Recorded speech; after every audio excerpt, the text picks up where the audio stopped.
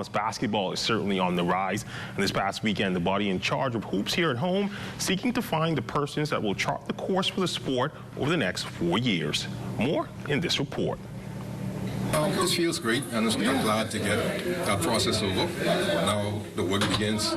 That was Eugene Horton on the feeling after he was reelected as the president of the Bahamas Basketball Federation this weekend at the body's annual general meeting at the Ministry of Youth, Sports and Culture.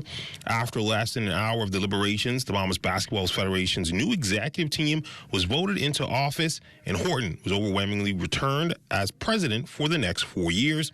Also on the executive board are Moses Johnson as first vice president, Frederick Brown as second vice president, Brian Clare as third vice president, Latoya Silver as Secretary General, John Mark Nutt as Deputy Secretary General, Simone Benaby as Treasurer, Natasha Miller as Deputy Treasurer, Joman Jones, Carson Mitchell, Derek Smith, and Rodney Wilson are directors on the board.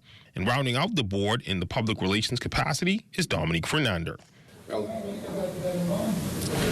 one of the immediate plans is to get the new execs together, get together, brainstorm.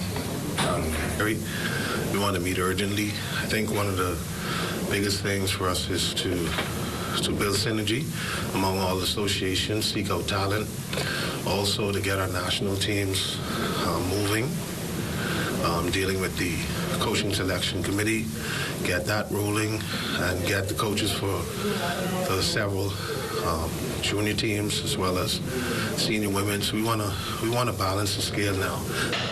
For Horton to achieve a large number of the items on his agenda, funding will be key. One is to be proactive. One is to begin with the end in mind. So to get to the end, we now need to get the national teams together, contact the family islands, find out, put figures to what's needed to make everything happen. And once we get that final figure, then we can now go and source on fundings.